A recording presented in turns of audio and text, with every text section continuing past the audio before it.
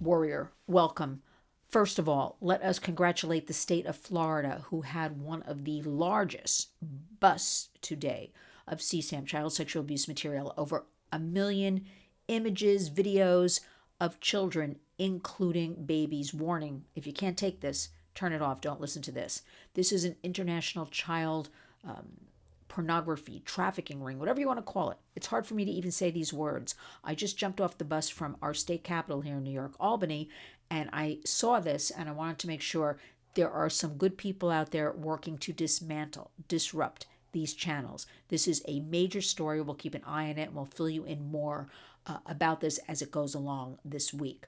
But I asked the question, where did these children come from? Where are these children now? And when I see including babies, I could lose my mind, but I won't because I'm a warrior. I want to tell you what I was doing in Albany today. I'm going to transition to that. We're going to keep an eye on that other story, but this is a major breakthrough because it's an international ring. So 8 people were arrested, but a lot more will be coming down the pike. Stay tuned. Let's talk about Albany. Took the bus up to Albany today, our state capital, to meet with senators and assembly members to discuss 2 things in particular for New York State. It also applies perhaps in your state. And I want to talk about these things because New York and California, when I do work in Washington, I've been told over and over again, New York and California are considered leader states.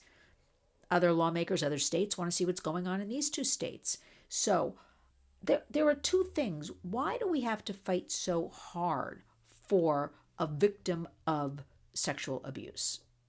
So one of the bills is called, now stick with me, it's a little bit of a long name, Privileged Communications for Sexual Assault, Discrimination, or Harassment. And the bill amends the civil rights law to deem certain survivor communications made without malice as privileged. It also allows prevailing defendants in defamation cases to recover attorneys' fees and costs. Now, what is this? What does this all mean? Many times victims don't come forward. The fact put out by New York State is 60% of those abused, assaulted, do not come forward. We have stats that say upwards of 75%, right? It doesn't matter. The number's high. Why don't they come forward? Nobody believes them. They're in fear for their attacker, what that attacker will do to them, defame them, hurt them again, hurt their family members, spread lies about them. And now with AI, right? You could take your face, put it in any body, and say that's somebody else doing, pornography, nude images, whatever. So this law would allow that person to come forward, that person abused, and reveal things they cannot be sued, okay, by that alleged attacker. And these communications are just deemed private when they come forward. It sounds like a no-brainer to me, but we have to fight for this legislation. And also, if that person, because many people, one of the reasons I hear a lot women don't come forward is that they don't have money for lawyers. And I know there's pro bono and there's appointed and all that stuff, but somehow, some way, it's always adding up to a lot of money for people to defend themselves. And they'll say, I don't want to get involved with lawyers. I don't have lawyers. I also heard today the backlog, I heard in our great state capital, for domestic violence cases right now, sexual assault, is a 2-year backlog before it even goes before a judge. 2 years. A lot can happen in 2 years. But 2 years? What? I mean, really? So that's not good. So a lot of people just don't come forward, and this would allow them to have privileged communications in revealing their information. They cannot be sued by this attacker. I guess I'm supposed to say alleged attacker while the case is going on, abuser, and that also, if they do use lawyers, that person will be deemed responsible if it proves they are guilty to pay their lawyer costs. Now, again, why do we have to work so hard for these types of things?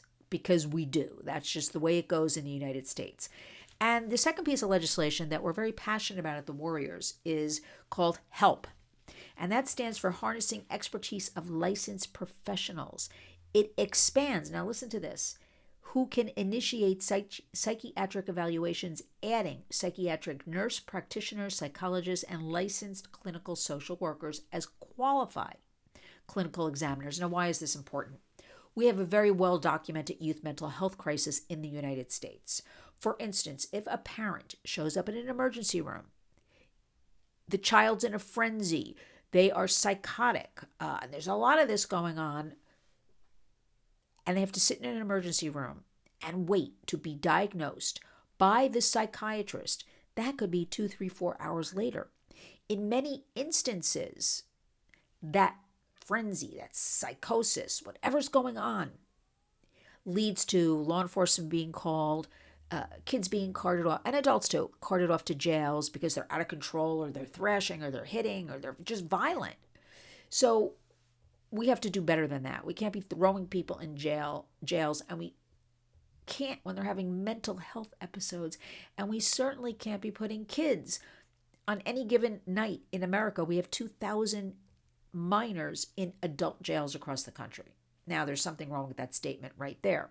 But what this does, it gives the power to, and again, these will be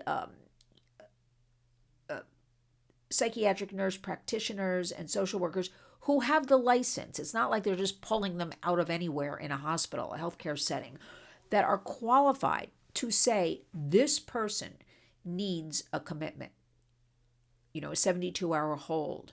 This person needs medication. So they're not just sitting around or really going crazy out of control, that others can diagnose it that are licensed to do that.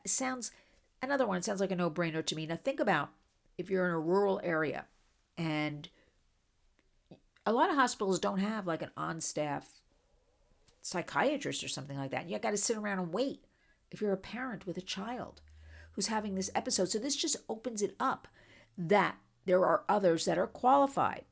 For instance, a qualified social worker, I think, understands they're there to help with issues like this. Nurse practitioner.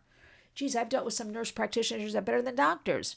So let's open that up so others, again, that are qualified, because we had legislators today saying, so anybody can do that. No, they are qualified. They have training in this. This is their background. This is what they do. Not right now. It's just a psychiatrist that can do this. For instance, in New York State, we're talking about right now. So with this youth mental health crisis especially, I, of course, was very heavy on that we don't want kids going to jails. And so that resonated with everybody. And we got two, right away, co-sponsors for these bills. And because I went into these offices and people, want easy lifting. They don't want anything that goes into sexual or mental health. At least that's my take on it. But today was a success getting two co-sponsors for these bills. That's going to help us tremendously, help children, help families. So I just wanted to say that these are issues you should be kind of looking out for that could be coming to your state or your town or your city, and do something about it. We can all do something. I'm not saying you have to ride a bus like I did today in the rain to your state capital. Why not? But if I can do it, you can do it. I mean, our hashtag is Community Creates Change. We now have to step up and take action. Many great things are happening. The fact that I can just walk into my state capitol and introduce myself and say I'm a warrior and say here are pieces of legislation we need help with, and say, why won't you co-sponsor? Tell us how I can help you make this better. And I kind of just talk them into it. And by the end, they're like, no, you're right. This is a no-brainer. This is something we have to really look into. This is something we have to do. But I have to say, and if any of you know about, going to your senators or going to your assembly people, for me to get two today on the spot to say, we're co-sponsoring, we're signing on. And I say, now, are you sure? And they say, listen, if we tell you we don't go back on our word, we're signing. That is a major success. So we have to push forward. So I ask all of you in your own way to do something. Always protect your children. Talk to them open and honestly. Honor our hashtag at The Warriors, Community Creates Change. You must take action. I'm reminding everybody, if you're in the New York area, on May 6th, we are having a wonderful Warriors dance party at the fabled Cutting Room on East 32nd Street. We're going to gather. We're going to celebrate all of the hope, some wonderful survivors, and we are just going to have a feel good for a couple of hours. So please, you'll find the information on our X account, on our Facebook, how you can get tickets. We'd love for you to come and meet you and dance the night away. And I'm urging all of you, take a breath. Lots going on in our country, but always keep the children first. And hats off to the state of Florida. What a great, it's very sorrowful because I'm worried about kids, as we all should be, and children and teens and our youth and young people. But they made such impact today, and that will be continuing. There are other operations across our great country happening right now, so stay tuned. Remember, if you see something, say something. You've got 911, and you've also got 1-800-THE-LOST. If you see anything about children, you've got cybertipline.org to report images, dialogue online that you want the National Center for Missing and Exploited Children to look into, and you may be wrong.